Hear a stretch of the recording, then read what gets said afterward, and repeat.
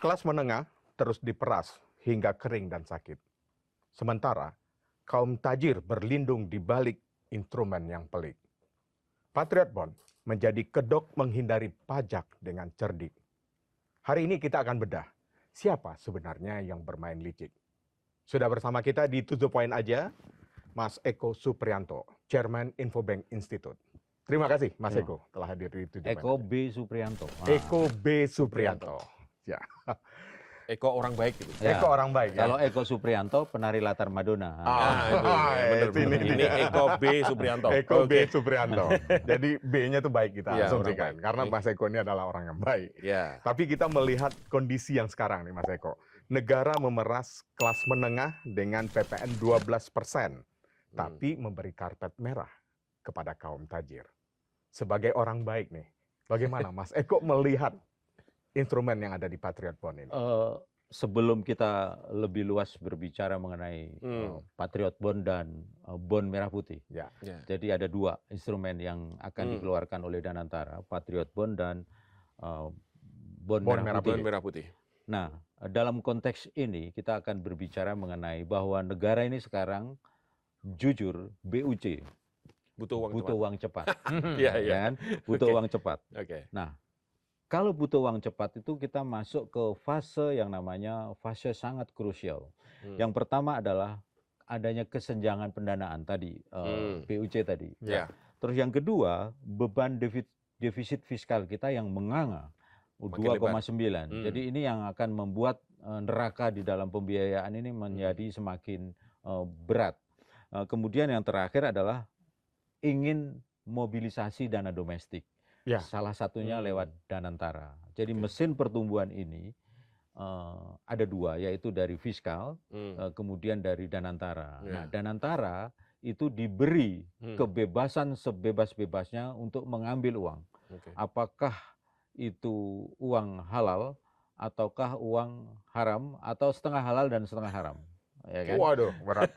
Jadi ada yang di sistem, ada yang di luar non-sistem.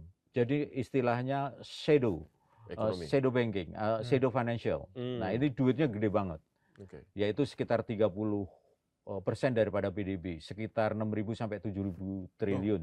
Duit yang gentayangan, yang ada di tembok-tembok, ada yang di rekening bank yang dicuci, masih belum benar-benar bersih, gitu kan? Itu duitnya gede banget. Nah itu yang akan dimobilisasi.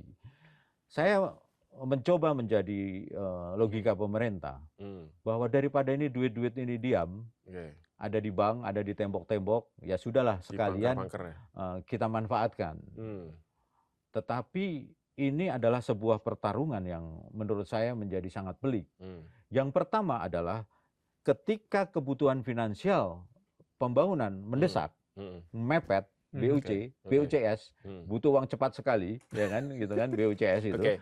Kemudian negara bertemu dengan apa yang disebut risiko integritas. Jadi saya tidak ingin mengatakan bahwa Danantara adalah mesin binatu uang, tapi Danantara berpotensi menjadi mesin binatu uang. Jadi berisiko, berpotensi, tapi tidak otomatis. Tetapi arah-arah ke situ ada. Karena kan duit yang di atas 3 miliar, yang tidur saja, kan banyak. Ya. Jadi nanti ini akan juga bersaing dengan industri perbankan. Nah itu, cuma masalahnya risiko integritas finansial ini menjadi rendah kita. Masa sih kita mau membesarkan anak-anak kita untuk pembangunan dibiayai dengan uang haram, gitu-gitu kan. Nah itu yang potensi risikonya akan seperti itu. Itu kira-kira yang dasar besarnya yang dari situ. Nah, kembali mengenai pasal 54 bagian 8, yaitu mengenai tentang diperbolehkan uang dari mana saja masuk di dalam pembelian bond bond merah putih, bond Patriot Bond. Nah, Patriot Bond kemarin sudah kan, para konglomerat yang sudah dengan sukarela, nggak tahu diinjek atau enggak, saya nggak bilang, tapi sukarela menyumbang 3 triliun, kemudian 2 triliun, Iya. ya paling sedikit ya 100 miliar ada gitu. Hmm. Dan totalnya ada 51 triliun. Oke. Rupanya ini belum cukup. Hmm. Makanya rakyat-rakyat kecil ingin diajak berpartisipasi. Hmm. Ini terjadi di Amerika waktu kita perang. War bond. Jadi rakyat Amerika menyumbang negara, membeli bond perang, tetapi dengan uang bersih, sukarela. Oke. Tidak berasal dari entah berantah enggak, tetapi ini entah dari mana diharapkan akan masuk ke situ. Nah, yang paling mengerikan nih pasal 54 itu disisipkan menurut saya di Undang-Undang Nomor 4 tahun 2028. Ini dulu nggak ada ini. Ini tiba-tiba ada soal Danantara ini. Jadi ini adalah perluasan daripada Undang-Undang P2SK. Jadi kalau kita bicara Undang-Undang P2SK itu lebih rumit. Ya. Satu PSK aja rumit, apalagi dua. PSK. Ya. Kalau kita lihat tadi Mas Eko juga menyinggung pseudo finansial, artinya ada uang yang semacam di balik tembok tersembunyi, pemiliknya sebenarnya ada, tapi tidak diketahui. Kemudian itu ditarik. Kemudian ada dengan sukarelanya kaum tajir dengan sukarela memberikan nilainya sampai mencapai 51 triliun, tapi yang masih belum cukup. Untuk menutupi ketidakcukupan dari 51 triliun ini, apakah kemudian masyarakat kelas menengah dan kelas bawah diperas dengan PPN 21%, dengan PPh PPh 21, akhirnya ya masyarakat bawah makin menengah ke bawah makin terinjak dong sebenarnya Mas Eko. Ya, agak berbeda. Yang pajak itu untuk APBN. Oke. Jadi APBN untuk MBG, untuk membayar pegawai negeri dan macam-macam lah untuk belanja negara. Yang satu ini adalah mesin Danantara. Jadi Danantara yang biasanya BUMN itu labanya ditaruh di kas negara, ke fiskal, APBN. Nah, sekarang dengan adanya Danantara itu BUMN dikelola sendiri. Kemudian untuk beresin BUMN, untuk mengkapitalisasi BUMN. Pertanyaan penting buat saya, seberapa besar kebutuhan Danantara? Yang tahu kan orang Danantara sendiri, bahkan mungkin orang Danantara tidak semuanya tahu, gitu kan? Karena tidak ada laporan keuangan, ya kan? Ini yang membutuhkan. Patriot Bond 51. Kemudian dividen BUMN sekitar 85 triliun. Itu udah 130-an lah triliun. Nah, ini masih akan kurang. Kemarin dapat dari jualan bond, global bond di Amerika.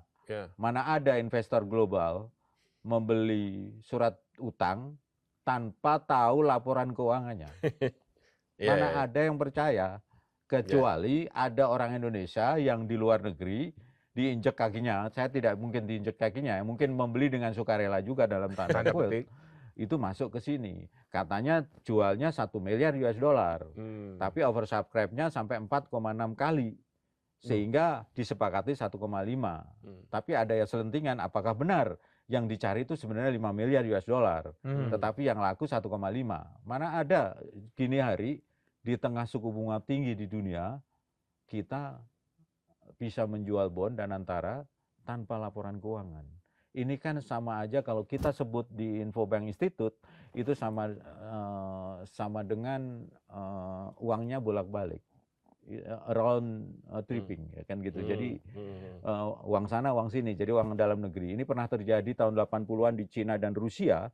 Orang-orang Rusia, orang Cina itu kaya, duitnya ada di luar negeri, kemudian beli lagi untuk membantu pemerintahnya untuk membeli bond yang ada di dalam negeri. Itu intinya bahwa Danantara memang butuh uang. Dikemas dengan Patriot Bond. Tapi itu Patriot Bond tertentu konglomeratnya. Nah, mungkin sekarang ini dengan merah putih melibatkan kelompok menengah yang sudah miskin tadi. Tapi saya dengar barangkali orang yang punya duit simpanan 3 miliar ke atas yang belum digunakan untuk itu. Mas Eko, kalau tadi penjelasannya Mas Eko menyebut ada shadow finansial yang milik konglomerat ini, yang kaum tajir ini tersembunyi gitu ya, kemudian dikumpulkan secara sukarela mencapai 51 triliun rupiah. Dari 51 dinilai masih belum cukup untuk itu. Kemudian kan saat ini juga ada yang pemberlakuan PPN 12%. Kemudian PPh 21 juga lagi digenjot. Yang mana ini lebih banyak memberikan beban kepada masyarakat menengah dan kecil. Kayaknya seperti diperas banget nih masyarakat menengah kita, Mas Eko. Ya, yang pertama soal PPN, kenaikan PPN ini jelas untuk menutup defisit. Jadi APBN. Jadi untuk meningkatkan pendapatan negara. Nah, kita sudah tahu belanja negara kan ada program-program pemerintah yang luar biasa, Populer. yang sangat penting menurut pemerintah, yaitu MBG. Dan sangat super penting adalah Koperasi Desa Merah Putih. Nah, itu adalah satu hal di APBN. Jadi karena APBN-nya duitnya sedikit, dinaikin pendapatannya sehingga akan bisa sustain pendapatan. Nah, di sisi berikutnya adalah Danantara. Danantara sudah menerbitkan bond 51 triliun dari para konglomerat tajir, ya, konglomerat tajir ini, ya kan, ada yang tumbang 3 triliun, ada 2 triliun, yang paling kecil yang 100 miliar lah mungkin kan. Nah, kemudian dia dapat pemasukan yaitu dividen daripada BUMN yang dikelola sekitar 85 triliun. Jadi kan duitnya udah banyak nih. Rupanya ini masih kurang.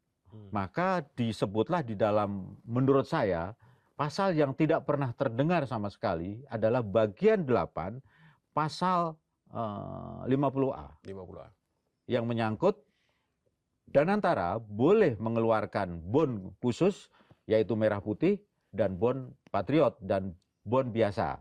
Nah, kemudian yang lebih cilaka 12 ini berpotensi menjadi mesin pencuci uang terbesar di Indonesia.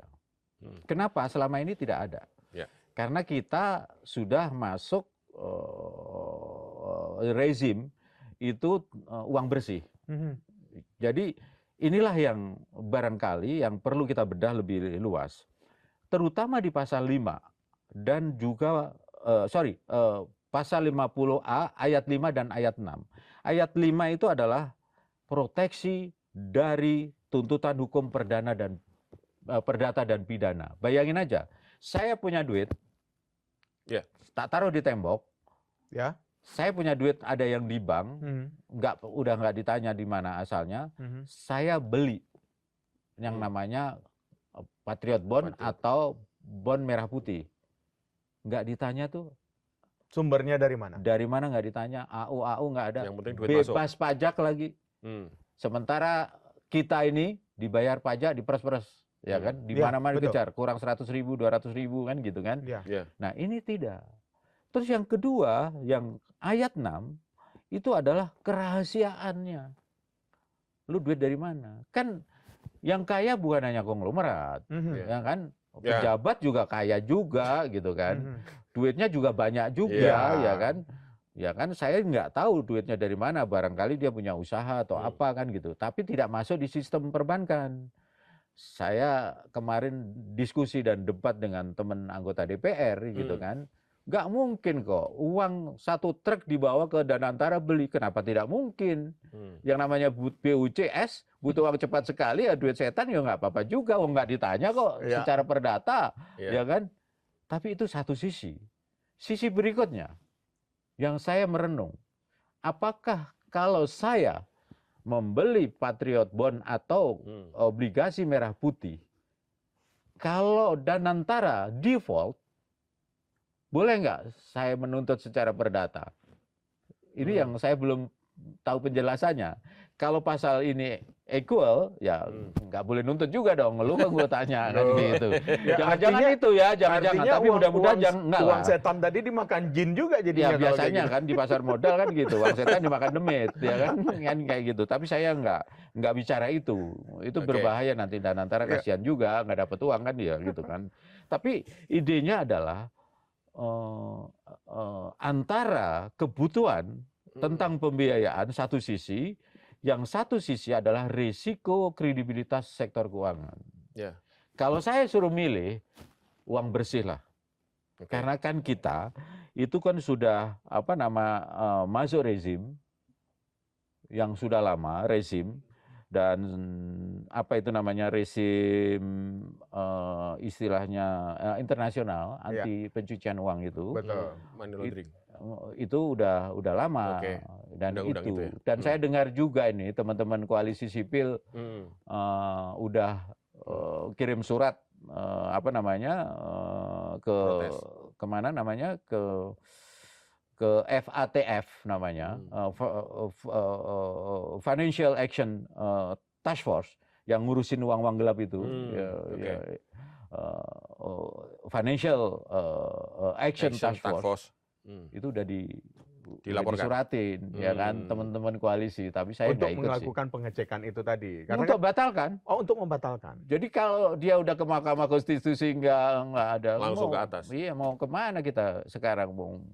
Tapi ada yang sudah mengajukan judicial review ke Mahkamah Konstitusi. Oh, itu saya belum dengar. Sebelum dengar ya. Belum dengar. Tapi memang kemungkinan akan terjadi karena begitu kuatnya kontroversi yang terjadi di pasal ini gitu. Ya, ini kontroversi luar biasa. Ya, kontroversinya luar biasa.